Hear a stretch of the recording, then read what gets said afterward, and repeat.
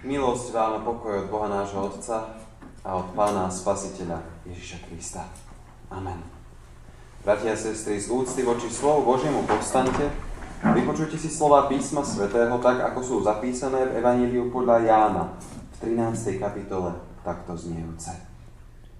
Nové prikázanie vám dávam, aby ste sa vzájomne milovali, ako som vás ja miloval, aby ste sa aj vy navzájom milovali.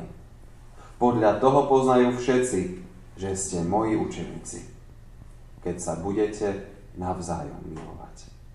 Amen. Toľko je slov písma svätého.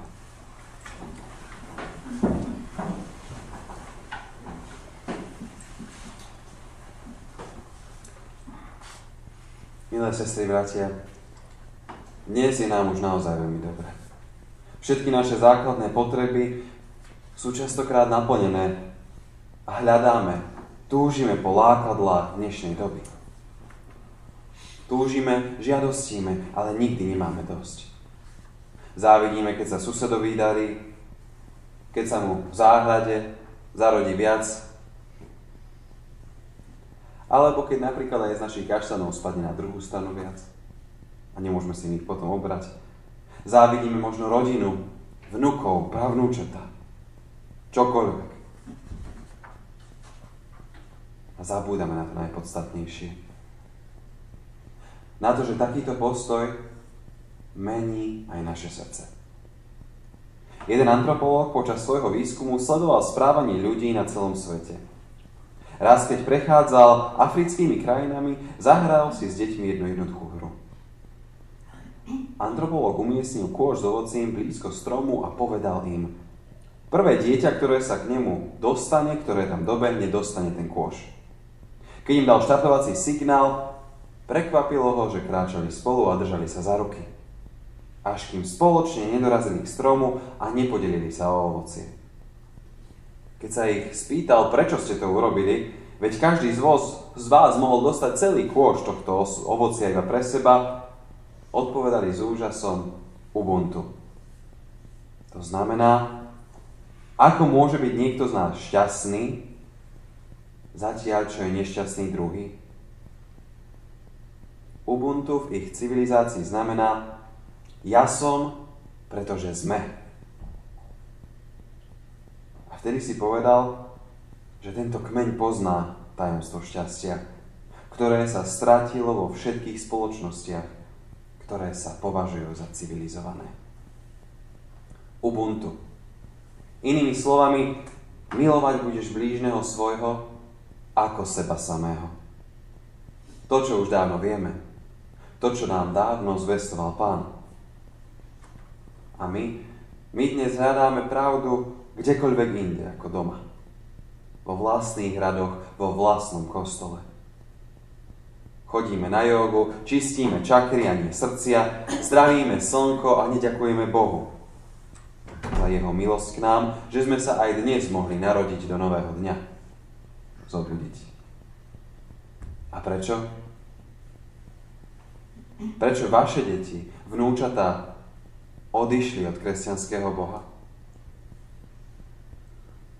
Je to vec, na ktorou sa musíme zamyslieť, bratia a sestry. Lebo nie je to vina nikoho iného ako naša. Vina každého, kto sebecky myslí v kostole len na seba.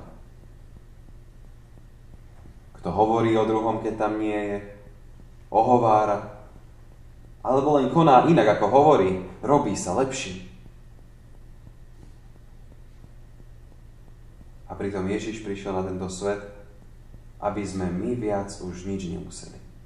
Aby sme nemuseli byť dokonalými, ale mohli byť slabými, ktorých nakoniec Boh zmení, ako spievame skoro vo všetkých našich evanjelických piesniach. To je to úžasné na tej Lutherovej teológii. Pretože on, ešte kým bol augustiniánsky mních, snažil sa dostať do stavu dokonalosti. Tríznil sa, mučil sa za to, že Boha nedokázal uspokojiť svojim svätým životom, svojimi čistými myšlienkami. Ale až ako spoznal písmo sväté, uvedomil si, aký dobrý je Boh. že ako sa Boh na Vianoce sklonil človeku tým, že sa naozaj stal človekom, tak na Veľkú noc trpel za nás ako paschálny baránok. Jeho krv nás zachránila. Jeho krv a obeť za naše hriechy. Za našu odlúčenosť od Boha. No to si môžeme uvedomovať, až keď budeme Boha spoznávať. Lebo Luther sám hovorí v spise o neslobodnej vôli, alebo o zotročenej vôli. A potom, ktorý kresťan môže hodiť do vetra príkazy písma a povedať, je mi jedno, či tomu rozumiem, alebo nie. Ty sa podriaďuješ a pritom sa nestaráš, či tomu rozumieš, alebo nie. Nech je skutočne prekliatý kresťan, ktorý si nie je vedomý a nechápe, čo je napísané. Nech je skutočne prekliatý, hovorí Luther. Každý kresťan, ktorý si nie je vedomý a nechápe, čo má predpísané.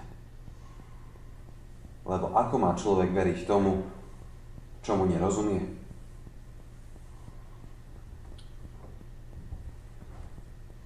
Bratia a sestry, naozaj je pre nás veľmi podstatné, aby každý pochopil, rozumel. Aby sme naozaj vedeli, čo je úlohou kresťana na svete. Pretože ako hovoril docent Grešo, kto nevie, aké je jeho miesto, aké je jeho určenie, robí mnoho chýb. A neraz sa v dôsledku toho vrhá do nešťastia. A to si práve uvedomili aj oligarchovia dnešnej doby, že človek stratil vlastnú identitu. Že nevie, kto je. Že nechce už znova milovať po vzore starých rodičov, ale chce byť milovaný. Chceme len prijímať, ale nie dávať. Keď vidíme, ako sa naši starí rodičia trápili, už nechceme viac trpieť za druhých. Ale chceme byť my tí, ktorí budú mať. Tí, ktorí budú vlastniť. Aby sme sa mohli mať dobre a vôbec nám nezáleží na našich blízkych. Na našich cirkevných zboroch. A to by sme mohli povedať, že to je dnes už v každej cirkvi. Na rodine, na deťoch. Ale záleží nám na našom dôchodku. Na vlastnom zdravotnom stave. Na svojom kultúrnom vyžití. Táto filozofia života nás presvieča, že to, čo na sebe nosíme, tým sme. Tom, čím sa vozíme, taký status máme. To, kde bývame, tak podľa toho budeme v našom živote aj šťastní. A koho je to chyba? Cudzia či naša?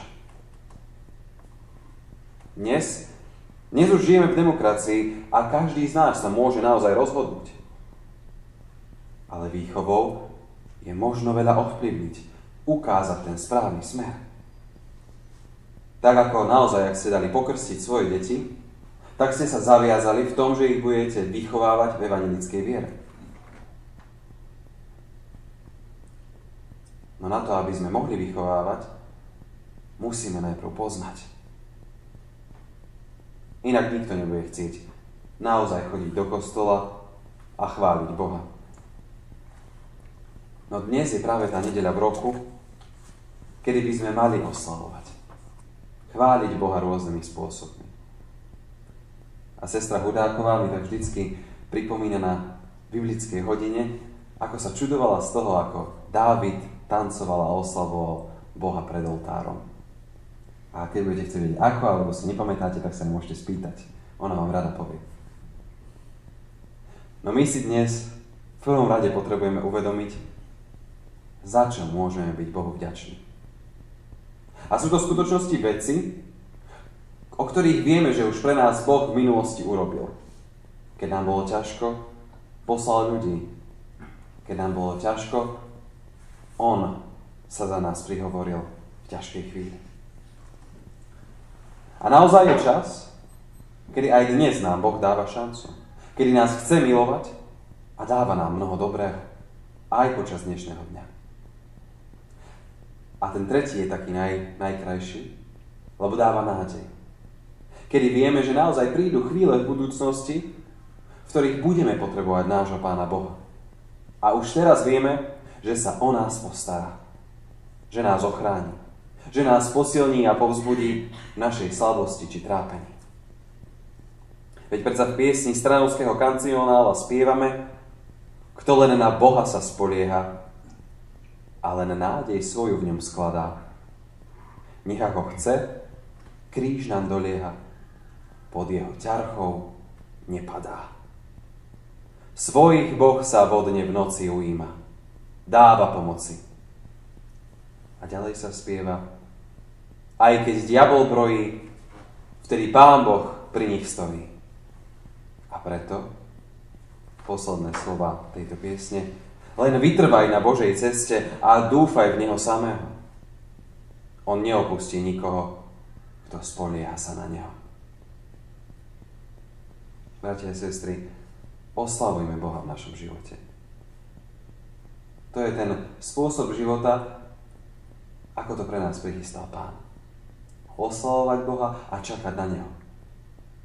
A naozaj oslavovať Boha môžeme tým, že budeme pracovať a starať sa o to, čo máme zverené. Tým, že sa stretneme ako včera pri guľáši. Tým, že si zaspívame, pomodlíme sa, budeme čítať Bibliu. Nie je to len o tomto čase dnes v nedeľu, na hodinku. Príbehy z Biblie sú o živote. Nie je to len zbierka kázní Pána Ježiša zo synagógy, ale je práve o živote, o konfliktoch, o tom, že sa nám už nechce, o veciach bežného dňa. Milujme, pretože nakoniec každá dobrá filozofia a každé dobré náboženstvo, ktoré hľadá správny smer, završí len a len v láske k blížnemu i nepriateľovi svojmu. Amen.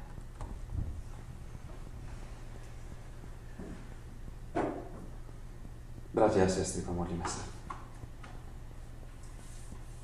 Otče náš, my ťa naozaj prosíme, aby si bol našim otcom. Aby sme si to my uvedomovali, že ty si sa ním stal a my sme teraz tvoje deti. Že my sme tí bratia a sestry.